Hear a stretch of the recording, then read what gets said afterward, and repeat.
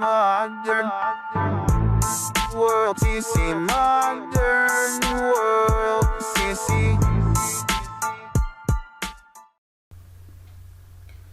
আসসালামু আলাইকুম ওয়া রাহমাতুল্লাহি ওয়া বারাকাতু। আপনাদের সাথে আছি আমি মোহাম্মদ ইমাম হুসাইন। তো আমি টিউটোরিয়াল শুরু করার আগে আপনাদেরকে একটি কথা বলে রাখছি, সেটি হচ্ছে আমি আপনাদেরকে কম্পিউটার কাজ বিগিনার থেকে, অর্থাৎ একদম নর্মাল থেকে যে কাজগুলো আছে সেগুলো থেকে আমি একদম হাই লেভেলের যে কাজগুলো আছে আমি আপনাদেরকে একের পর এক দেখাতে থাকবো। আপনারা আমার সাথেই থাকুন, আমার চ্যানেলটি সাবস্ক্রাইব করে রাখবেন যাতে আপনারা আমার পরবর্তী ভিডিওগুলো পেয়ে যান। তো সাবস্ক্রাইব করে অবশ্যই আপনারা বেল আইকনটি প্রেস করে দিবেন, তাহলেই আপনারা আমি যখন ভিডিওগুলো ছাড়বো তখন আপনারা পেয়ে যাবেন। তো আজকে আমি দেখাবো কিভাবে একটি ফোল্ডার ক্রিয়েট করতে হয়। তো ফোল্ডার ক্রিয়েট করার জন্য আমরা ফোল্ডার যে কোনো স্থানে ক্রিয়েট করতে পারি, অর্থাৎ ডেস্কটপ অথবা আমাদের হার্ড ড্রাইভ।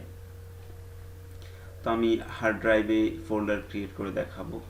তো এটা হলো আমার হার্ড ড্রাইভের ভিতরে আমরা ডি ড্রাইভে প্রবেশ করেছি। তো এখান থেকে আমি মাউসের রাইট বাটন ক্লিক করব খালি জায়গায়। রাইট বাটন ক্লিক করার পর এখান থেকে নিউ অপশনে গিয়ে উপরে যাব, সোজা আসতে হবে, এভাবে সোজা এসে উপরে যাব, ফোল্ডার, এখানে মাউস থেকে লেফট বাটন ক্লিক করব।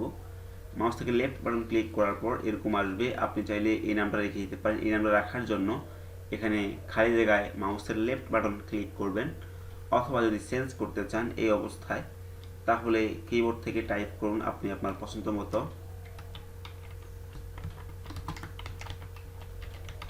আমি আমার পছন্দ মতো নাম দিয়ে দিলাম টেস্ট ফোল্ডার, যেহেতু আমি একটি ফোল্ডার ক্রিয়েট করা দেখাচ্ছি।